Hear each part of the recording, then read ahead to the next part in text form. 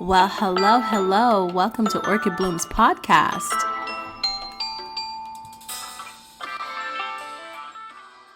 Welcome back, bloomers. I am your host, Orchid Brown, with Orchid Bloom's podcast.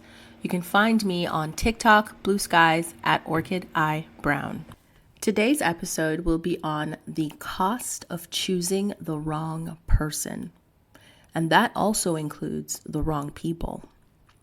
I have experienced choosing the wrong person or people in my lifetime with relationships, friendships, and family. I have been betrayed by all in my lifetime, and I've learned that is what lessons are for, to learn. But I just feel at this point in time, in this period of my life, I just feel that you are not supposed to stay learning that lesson with repeat offenders. People always say, I don't know. I only realized later, years later, after the debt, after the emotional baggage, after the wasted time, after the trauma. But here's the question no one really asks. How did you not know? Or did you ignore what you saw? Because the truth is, most wrong choices don't start wrong. They start unclear and then become expensive. Let's be honest about something. Most people don't walk into bad relationships or friendships blind. They walk in hoping it gets better, believing potential over reality, ignoring what feels off. I have been there, and if you have listened to a few of my podcast episodes over the years, especially when I talk about relationships and friendships, I found that I fell for the potential. I was hoping that they would choose the right path for themselves. And I stuck around and I waited and I waited and I waited. I can never say that I was blind. I saw who they were, but I chose to see the best in them. I chose to focus on the better aspects of them. But ultimately, deep down, I was just sitting there waiting for them to find their self-worth and to just choose better for themselves. It's not because I wanted to be with them or stay with them or have a lasting friendship with them. I just wanted to see if humanity would ever choose themselves. And then I have met people who I don't really consider friends who do choose themselves. They really do. And they just move differently. So I feel as though in the past, I just picked up projects like a social experiment. I wanted to see if this person would one day make the right choice for themselves, would choose to love themselves. And I waited and I waited and I waited until I got bored. I got very bored. And then after realizing that they continue to make the wrong choices over and over and over again, and the justification for those poor choices just put me in a position where I had to just go, okay, this social experiment clearly failed. Clearly failed. It doesn't matter how much you pour into this person. It doesn't matter how much confidence you try to build this person up with and remind them that they are deserving of everything that the world can offer them. They will always choose the worst. They will always make the wrong choice. So I packed up and left. Cut off game strong. As I said, I knew, but a lot of people out there would say they didn't know. They were just completely blindsided. It's not always that you didn't know. Sometimes you didn't want to be alone. You liked how it felt in that moment. You convinced yourself it would work. You sold yourself a dream. And that's where the cost begins. Every person you allow into your life is one of three things. They add value, they maintain value, or they depreciate it. And I mean, it sounds bad. I'm looking at a relationship, or I'm talking about a relationship or a friendship like it's a business, right? But ultimately, who doesn't want a return on their investment? Time and energy cost. It costs money. It costs a lot of things. So why wouldn't you want a return on your investment?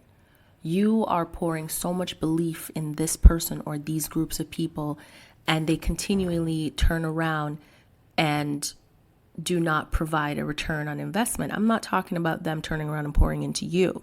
That should be an expectation. That's reciprocation. I'm referring to the added value to your life, not just kind words or sweet things or propping you up or going along with your plans and going, yeah, it's so great. It's so great. And then they disappear. I'm not referring to that. I'm talking about real value. Real value. I am no longer interested in wasting my time with people that show me that they can never return my investment. Where's my dividends? Because at this point, with all of the energy and time that I've put into you, I'm expecting to see you flourish. I'm expecting to see you turn into one of the best versions of yourself. Yeah? I'm expecting to see you maintain what is most valuable to me, which is my time and my energy. I'm pouring that into you, and you're batting it away and acting like it's no big deal. Oh, hunty, where's my return on investment? And then there's the point where you realize that, you have put too much time and energy into a dead stock, because that's what they are, dead stock, dead weight. Now, what do you do when you have a bad stock? You sell. You let it go, you release it, and you move on to another stock that is showing that it's willing to grow, that it's willing to invest in themselves, because that stock is going to continue to grow. And due to that, it means that I'm going to get my return on investment. My time and my energy is going to come back to me tenfold. I lost nothing.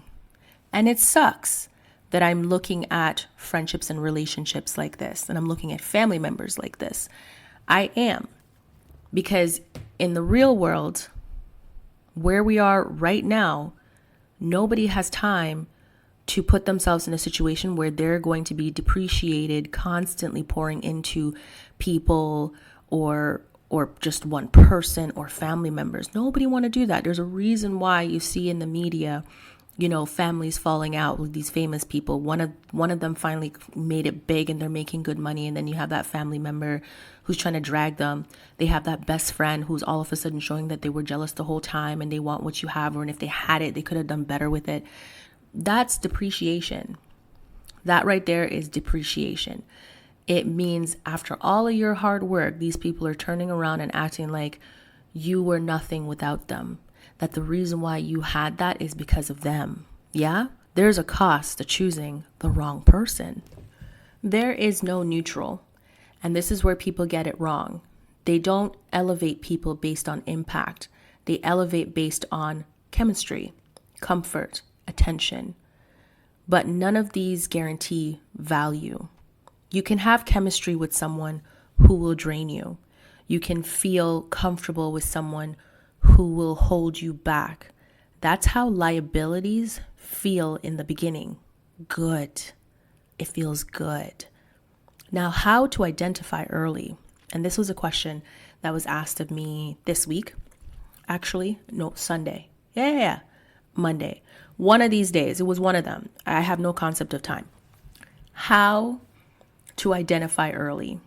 Not perfectly, but clearly enough to decide wisely. Number one, and if you're a loyal listener, it's almost as though I'm repeating myself because I have how many podcast episodes talking about some of these things? How many? Yeah, y'all show your loyalty. First on that list, patterns over promise. Anyone can say the right thing. Anyone, including your family members. But do they manage their life well? Are they consistent? Do their actions match their words? Patterns tell the truth. Number 2, their relationship with money. Money, money, money, money. If somebody or someone lacks discipline, lives beyond their means, has no financial awareness, you're not just choosing a partner, you're choosing a pattern. And patterns don't stay contained. They spread into your life. I had a friend once, let's just say ex-friend. Yeah, that's correct. Ex-friend. That's what she was. Shit. Anyways, there were certain things that she was struggling with during our friendship. And of course, I would always sit there listening to her talk about it. I would watch her do it. And I would just patiently just sit there smiling, waiting for the day that she would choose the opposite. Because at this point, I feel like I'm going insane watching someone make the same wrong decisions over and over and over and over and over and over and over and over and over, blah, blah, blah, blah, blah, all over again. Yeah, all over again. And I'm wondering, when is she going to connect that this area of her life is falling apart due to the fact that she keeps making the exact same decisions? And of course, stupid me have always pointed out that she keeps making this decision, but she would just brush it off. She would brush it off and she would just keep making these horrible decisions that would just tear her self-esteem and tear her down. But she was addicted to it at this point, because how many times are you going to make the same mistake over and over and over again until you realize that you are your problem? You are the reason why you're struggling in life, why nothing is working out, why you're breeding and festering on the inside out. And people can tell it, people can smell it. You understand what I'm saying? And so I was waiting, wondering if she's going to start to realize that she's just turned herself into a parasite, and that took practice. She put in so much work to become a parasite and become a virus. And how I knew that she was a virus is because the entire time, not entire time, but majority of our beginning of our friendship, I never struggled with some of the things that she was struggling with. Then all of a sudden, out of nowhere, it was like something attached itself to me. And I started having those same problems as well. And I thought, I make pretty good decisions. If I make one wrong decision, I realize there was no return on investment by doing this, so I won't be doing it again. So why does it keep happening unless this parasite that she's feeding inside of her somehow found a way to latch itself onto me, and I had to make a decision. But because I was new to this game, I had to work on releasing her, and not just releasing her. I needed to purge her from my system, because again, birds of the same feather flock together. Who you associate with, you will then become. So then I released her. I completely released her and dedicated a few months to just completely unraveling and ripping that pattern out at the root, grabbing that parasite and telling that parasite who's boss. Now, the third on the list is boundaries. Yours and theirs. I had said in a podcast episode some time ago where I said, you need to work on your boundaries, right? Yeah. In order to break away from a toxic situation, a cycle, or a pattern, you need to have boundaries and you need to stick to it. I specifically said in that podcast episode, yes, you can have the boundaries with that person or with these group of people. But ultimately, the only reason why that boundary would have fell is because you did not stick to your own boundaries. And that is what I meant by yours and theirs. You put up a boundary with them. Now you have to have a boundary for yourself and know that you won't cross this boundary, because once you drop your own boundary for yourself, they know that they can stomp all over the boundaries that you put on them in respect to yourself. If you do not value your own boundary for yourself, not just other people, but yourself, then why the hell should they respect your boundaries that you set with them? Now I'm going to list some things because this is also a part of boundaries. And I am guilty of all of this. let me tell you, I am guilty of everything I'm about to list. So if you overgive early, ignore discomfort, avoid hard conversation, you create space to be mismanaged. And I've done that for years because I'm a giver. I love to give. Yeah, I love to give. And it has taken me such a long time to learn to have those boundaries on myself. You're doing too much, girl. Take a step back. Take a step back. You're always being mismanaged. You are always being taken advantage of. People always just look at what you give and think, oh, it's whatever. It's easy for anyone to give this. Why? Because you are not treating it like it's precious. Yeah? And my time and energy is precious. So when my cutoff game kicks in, I promise you, you'll feel it. You will feel my time and energy just slipping away, and there's nothing that you can do to get back in because that bridge has been burnt and the door is closed, locked, never to be opened again. So why are you allowing people to trample on what you bring to the table and say it's worth nothing? They clearly don't appreciate it. They clearly don't value it. So take it back. Take it back. Value yourself. Now, that boundary that you had for yourself, the one that you should have stuck to, but you didn't, and you allowed it to slip and go into a territory that you shouldn't have gone into because you've decided to overthink the situation and thought, oh, you know what, maybe I'm being a little too harsh with these boundaries. Now you start second guessing it. So you just let one slip. One of these beautiful boundaries that took you forever to build, you just let it slip. And then all of a sudden, they start pushing limits. They take more than they give. They move without accountability. That's not connection. That's access without responsibility. And a lot of people need to understand this. That person is telling you and showing you that they don't value you. No one should have to tell you they don't want you more than once. And mind you, it's not just words. If the words and the actions don't match, guess what? One is always going to be truthful. You know which one's most truthful? Actions. So if the actions is showing that they don't like you, they don't want you, but they're telling you to your face, I do love you, you're amazing, you're everything that I dreamed of. Trust the action and find a way to pick up your self-esteem, because self-esteem should not be chasing you. It shouldn't be chasing you. Pick up your self-esteem and walk out. Walk out and stick to that boundary. Number 4, how they handle responsibilities. That is very important. Listen carefully to how they talk about your past, your mistakes, and other people. If everything is always someone else's fault, you will eventually become that someone else.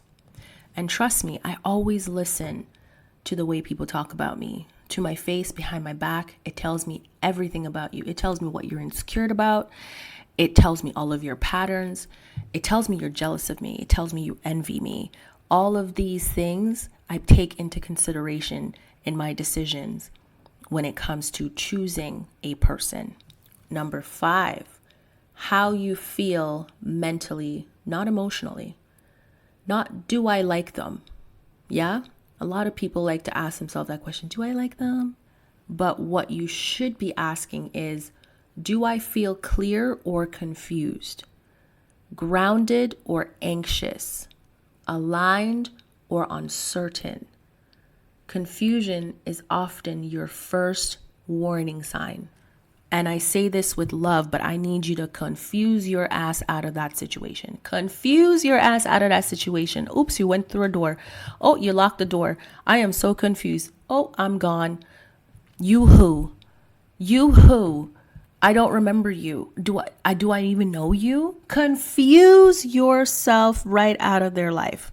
Now let's talk about deception versus self-deception. Sometimes people will say, but they deceived me. Yes, deception is real. It is real. But there's another layer that's even more dangerous: self-deception. Some people aren't lying to you, they're lying to themselves first. And that's what makes it convincing, because they believe it. They believe that version of themselves that doesn't exist. Because when someone believes their own story, they sound genuine. They show up confident. They fully believe who they say they are. But belief does not equal truth. It doesn't. Not at all. You know how many people say that I'm a nice guy, I'm a nice girl, I'm a great partner. Some people even say they're great in bed. Shit. How do you prove me wrong so damn quickly? Oof. You'll hear things like, I'm working on it. I'm about to change any minute now. Any minute now. Boom. Just like that. No work, no effort on my part. Just, I'm about to change. That's not who I am anymore. I just changed in less than a week. You know, I took a break for a month. I ignored you. Yeah. I ignored you for a month, and now I'm back and I'm new. I'm new. You must miss me, right? You must miss me. I'm the best friend you ever had because I came back. I came back. Whatever I did in the past, I don't remember it. I don't remember it. So I'm new. I'm brand new. That's not who I am anymore. Whoever that person was, I don't even remember. I don't remember. I love that statement. I don't remember. I remember. I got you. I remember. Would you like me to walk you through the entire process of everything that you did? I got you. I will help jog your memories.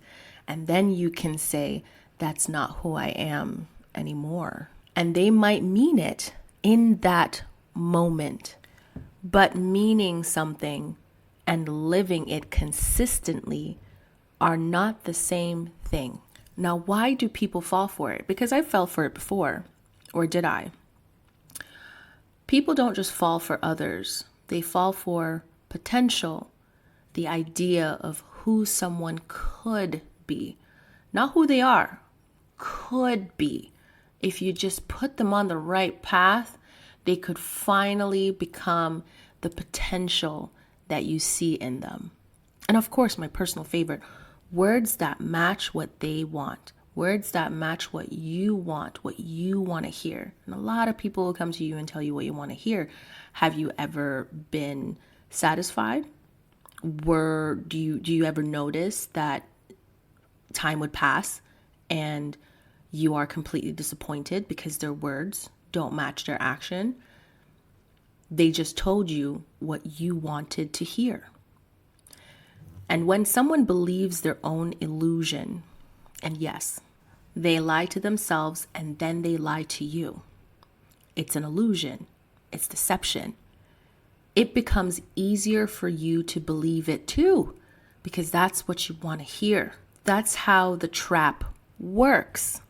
Even if someone is self-deceived, you still have to ask yourself, what am I actually seeing? What is being demonstrated consistently? Am I responding to reality or possibility? You are not responsible for someone's illusion, but you are responsible for whether you participate in it. And let's be honest, someone can have good intentions. Someone can believe what they're saying. Someone can want to be better and still not be capable of giving you what you need. And that's where people get stuck, because they're confused. Because they confuse sincerity with capacity. Sincerity, capacity, two separate different things. Just because they believe the story they're telling doesn't mean you should build your life on it. And a lot of people do that. They build an unsteady foundation in intimate relationships, friendships, connections with family, knowing fully well that as much as they're sincerely saying that, deep down, you know that they're lying to themselves and they turned around and just lied to your face. And you feel betrayed because they're clearly telling you that you're a fool, that you'll believe anything without any evidence that they would ever change. Nobody likes being played in their face. Who wants to be played in their face? Listen, I'm not going to have a liar playing my face. And I'm not saying that because, I feel like I'm superior. I'm saying that because I didn't like it and I still don't. And going forward in the future, I still won't like it. So if you're going to play in my face, I will call you out on it because I've learned how to communicate. I've learned how to stand on business. And I am not afraid of losing someone or a group of people who have not returned my investment. The cost of choosing the wrong person isn't just emotional. It is financial setbacks, lost opportunities, delayed growth, mental exhaustion. Some people leave relationships with debt, broken confidence, years they can't get back. And all of that starts with something that didn't feel serious in the beginning.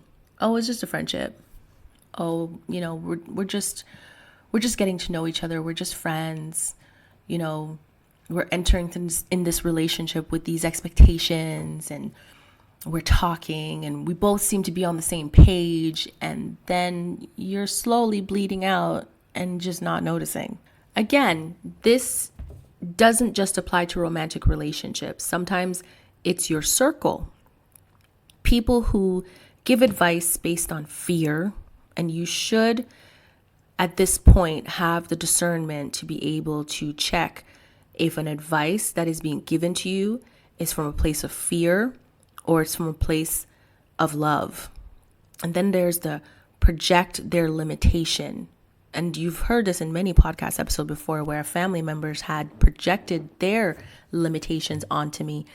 And I had to take a step back and then I had to turn around and ask them who gave them that permission. Who gave you the permission and the authority to tell me what my limits are and what they're not? It is my job to try. And if I fail, I can decide to get back up and try again, or I can pivot. Yes? Pivot. And of course, these are the same people that will encourage comfort over growth. Why are you running around trying to build yourself up and do all of these great things? Like, just relax. Like, live in mediocrity with me. Just lay on this couch and be miserable. Let's be miserable together so I'm not alone. Right? I'm single. You should break up with your boyfriend so we can go and live our single lives. Some of these girlfriends and boyfriends wreck their friends' relationship just so they wouldn't have to be the only one being single. So they can finally have their buddy or their girlfriend back to go trail the bars and prowl in this loser lifestyle.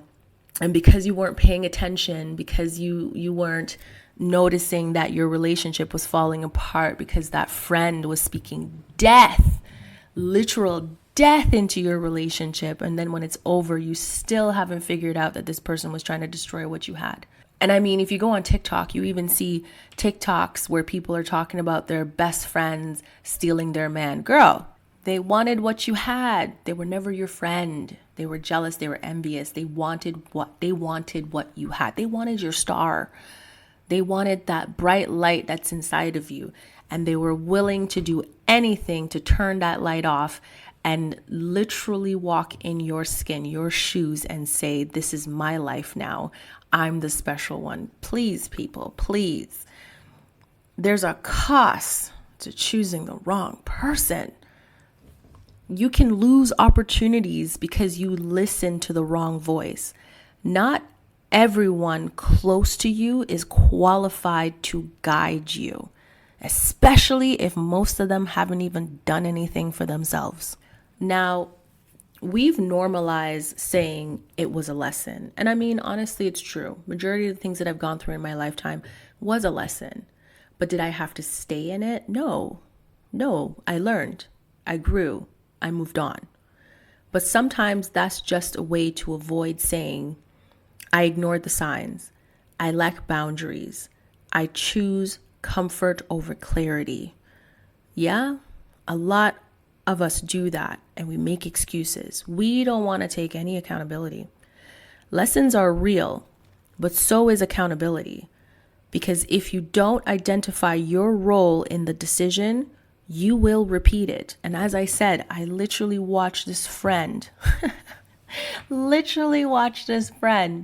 make the same damn decisions over and over and over and over again. As I said, blah, blah, blah, over and over and over again. And she got the same outcome every single time. I mean, every single time. And she just could not learn. She couldn't learn. It just baffled me. You won't always get it perfect. Everyone makes mistakes. But you can get better. Yeah, you can get better. Choose life, not death. And how do you get better? How do you choose life? By paying attention early. By choosing with clarity instead of emotions.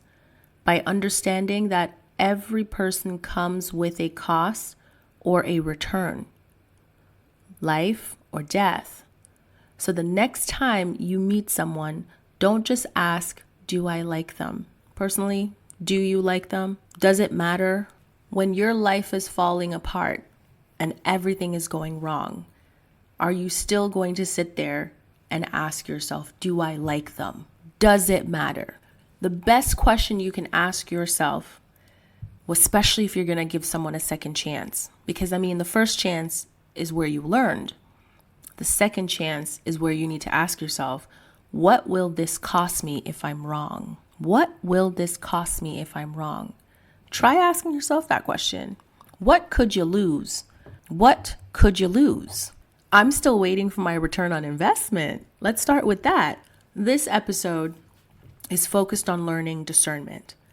But what about the integration? We have discussed spotting red flags, setting boundaries, choosing better in many previous podcast episodes. Again, if you're loyal, you'll know what I'm talking about. But few people talk about what happens after you're done the work and still have to face how much you tolerated. And I remembered having this conversation with an ex-coworker that I worked with. And she kind of reminds me of the way I used to think. And I remembered one day sitting at my desk and I looked at her and I said, you know, every time I talk to you, I just keep wondering how did I tolerate the things that you do? And I mean, I wasn't trying to insult her. It was just thinking out loud, because listening and seeing someone do what I used to do just made me feel even dumber. I felt so dumb. And I remembered saying that to her, and I looked at her and I said, I hope I never return to the person that I used to be. I hope I do, because I am just completely disgusted by it. You can live that life. I'm happy for you. But personally, how did I tolerate this? When you've learned the patterns, built the boundaries, found your voice, started choosing differently, you find yourself sitting with the reality of what you allowed before. That part is really hard because, you know, you tend to beat yourself up and go, oh my God, like, why didn't I learn the first time?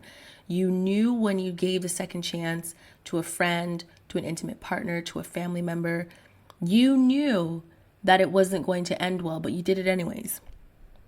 And it blew up in your face even worse than you thought it would. The disrespect was even louder. Yeah, louder. And you're like, damn, the audacity. But you set yourself up. Sometimes the lesson isn't just about them. It's about realizing I gave too many chances. Not because you didn't know better at all, but because you were still becoming someone who would act on what you knew. Because growth will force you to look back and see things clearly. And when you do, you don't just see what they did. You will see how long you stayed, how many times you excused it, how much access you gave. And that realization can feel like a betrayal, but from yourself. It is easy to turn that awareness into self-blame. Instead of understanding, you didn't give too many chances because you were weak. You gave too many chances because you were still learning your limits. You believed in people. You hadn't fully accepted what you deserved yet. That doesn't make you foolish. It doesn't. It means you're in progress. Real growth isn't just setting boundaries, speaking up, identifying patterns. Real growth is reducing your tolerance for what you once accepted. It's moving from, let me give them another chance, to, I've seen enough. Once your mindset shifts, you don't just choose differently. You don't over-explain. You don't over-invest early. You don't wait for things to fall apart. You recognize sooner, and more importantly, you act sooner.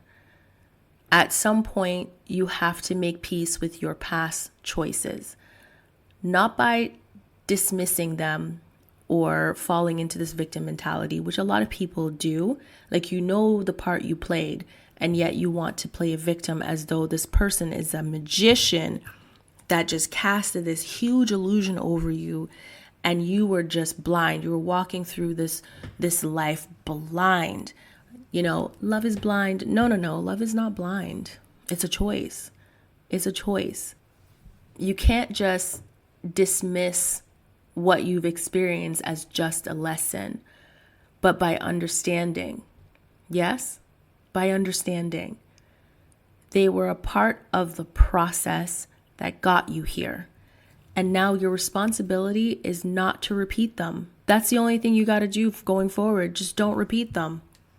See the patterns, see the signs, and just walk away. And I'm sure, you're thinking, but how do you approach that conversation? You don't need to explain. Do you know how many people, guys, girls, come up to me and say friends, ex-friends, this and that? I just didn't feel like you love me enough. And don't worry, friends do this shit too. And then I have to just kind of look at them and say, you're right. I don't. Or you meet like a random guy who's giving you 20 million red flags in like 1 week. And then you just decide, I'm done. I've had enough. I've just had enough. But they keep stalking you and they keep following you and going, what's the problem? Why are you acting this way? Something's wrong with you. Nothing is wrong with me, sir. I am just not interested in you. What? What do you mean you're not interested in me? I'm great. No, you're not. And I'm not going to explain. I just don't like you. And I say that with zero regret, zero guilt, because I've had enough. The conversation, the confrontation isn't really that hard. It's just your perception. It is better to release this person than string them along and act like you buy into the bullshit that they're feeding you and allow them to think that they're really truly running game on you. It's time and energy that I'm investing in someone that I don't care to be with. I don't care to be around. I don't like them. Where's my return on my investment? Because if you're going to pour into something is a dead end, it's a dead end. It's not going anywhere. There's no plans. There's no nothing. The person is just there to waste your time, waste your friendship, dragging you out, trying to take you on this wild excursion off of your actual path to go do what? What they're asking you to do, they're making it sound fun, but it's boring. It's really boring. You've been there, done that. You've had enough. So why are you entertaining this? Just be honest and feel zero guilt about it, because you would want someone to tell you they don't like you too, rather than waste your time, knowing fully well you were never going to get a return on investment. They knew they were never going to give it to you. So why pour into them? Why? Friends, family, relationships, why? What are you going to get out of it? Nothing. The real cost isn't just choosing the wrong person. It's how long you kept choosing them after you saw the truth. That concludes this podcast episode. Thank you for joining me today on the Orchid Blooms podcast. Your support is appreciated. Take this time to subscribe, follow, rate, and leave a review on the podcast platform of your choice. Our social media pages are Orchid Blooms YouTube channel, The Ambitious Obsession Network on Facebook, at The Ambitious Ops on Twitter, at The Ambitious Net on Instagram. If this episode resonates with you, share it with someone who needs to hear it. Until next time, keep blooming, and I hope you have a splendid day.